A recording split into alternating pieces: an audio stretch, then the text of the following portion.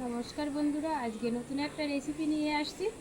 আমি আজকে পটল দিয়ে বানাবো কাঁচা পটল ছুলে খোসাটা ছাড়িয়ে কাঁচা পটলের ফ্রাই বানাবো। কাঁচা পটলের ফ্রাই দেখো, পটলের ফ্রাই আমি কি করে করছি এসো দেখা যাক। পটলগুলো আমি কিভাবে খোসাটা ছাড়িয়ে নিয়েছি, একটুও খোসা রাখিনি, একটু নরম নরম হবে ভাজাটা, ফ্রাইটা আর কি। আমি এবার জল দিয়ে ধুয়ে নেবো গোটা গোটা। আমি জলের থেকে তুলে নিচ্ছি। আর এই রেসিপিটা বানাতে লাগবে আদা বাটা দেবো, একটু জিরে বাটা, কাঁচা লঙ্কা আর সর্ষে বাটা। আমি পটল ফ্রাই করে দেখাচ্ছি। দেখো এইগুলো এইভাবে দুই ভাগ করে কেটে নেব, এইভাবে দুই ভাগ করে ফেলে নেবো। দেখো কত সুন্দর লাল লাল হয়ে গেছে, খুবই ভালো হবে। এই পটল খেতে খুবই ভালো লাগে, খুবই বতি বতি পটলগুলো।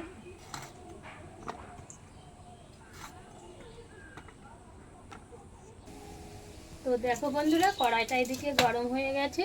আমি এবার কড়াইতে তেলটা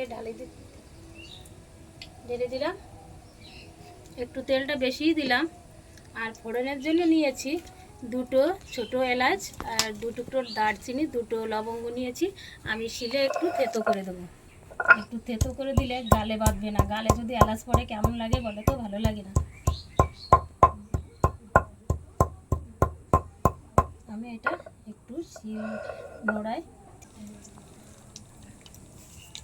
তো কড়াইতে তেলটা তেতে গেছে। আমি এবার থেতো করা দারচিনি, এলাচ, লবঙ্গটা ফোড়নে দিয়ে দিচ্ছি। খুব সুন্দর একটা ফ্লেভার বেরোবে।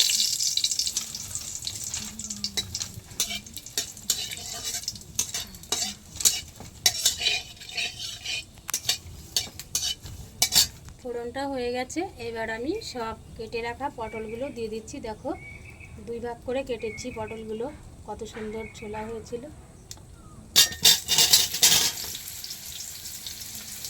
জিরে বাটা, আদা বাটা হয়ে গেছে। এবার কাঁচা লঙ্কাটা বেটে নিচ্ছি, বেশি মিহি করে বাটবো না। পটলটা তেলের পরে দিয়ে একটু ঢাকা দিয়ে দিয়েছিলাম। দেখো অনেকটাই নরম হয়ে গেছে আর সিদ্ধও হয়ে গেছে অনেকটা। এইবার আমি মশলাগুলো দিয়ে দেবো। কাঁচা লঙ্কা বাটা, প্রথমে আদা বাটা দিয়ে দিচ্ছি, আর জিরে বাটা, কাঁচা লঙ্কা বাটা সবই একসঙ্গে দিয়ে দিলাম। একটু নেড়ে ছেড়ে এবার হলুদ গুঁড়ো দেবো, 1 চামচ হলুদ গুঁড়ো দিয়ে দিচ্ছি। স্বাদ মতো লবণ দেবো।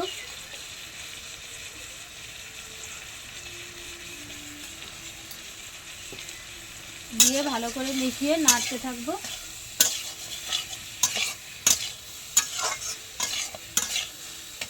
আবার একটু ঢাকা দিয়ে দেবো, একটু ঢেকে ঢেকে রান্না করতে হবে, রান্নাটা জল যাবে না তো।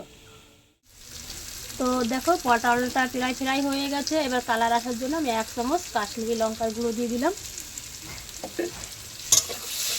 কত সুন্দর হয়ে গেছে দেখো ফ্রাইটা।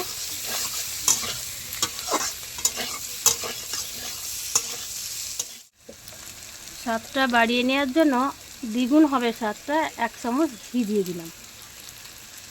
তোমরা পারলে নাও দিতে পারো, ঘিটা দিলে স্বাদ দ্বিগুণ বেড়ে যাবে। হয়ে গেছে আমার পটল ফ্রাই। আমি এবার নেড়ে চেড়ে নামিয়ে নেব বন্ধুরা। তো এইভাবে যদি পটলটা ফ্রাই করে তোমরা খাও, শুধু এ দিয়েই ভাত খাওয়া হয়ে যাবে, মাছ মাংস কিছুই লাগবে না। এটা নিরামিষ রান্না একদম। তো পটল ফ্রাই হয়ে গেছে, এবার নামিয়ে নিচ্ছি। দেখো কত সুন্দর হয়েছে, খুব সুন্দর হয়েছে। একটু কাঁচা লঙ্কাও দিয়ে দিয়েছি, যার লাগবে সে ভেঙে খাবে। তো বন্ধুরা দেখো পটল ফ্রাই হয়ে গেছে। কেমন হয়েছে রান্নাটা, পুরো ভিডিওটা তোমরা অবশ্যই দেখবে, স্কিপ করে দেখবে না। আর আশা করি তোমাদের ভালো লাগবে। আজকের ভিডিওটা এই পর্যন্ত। নমস্কার।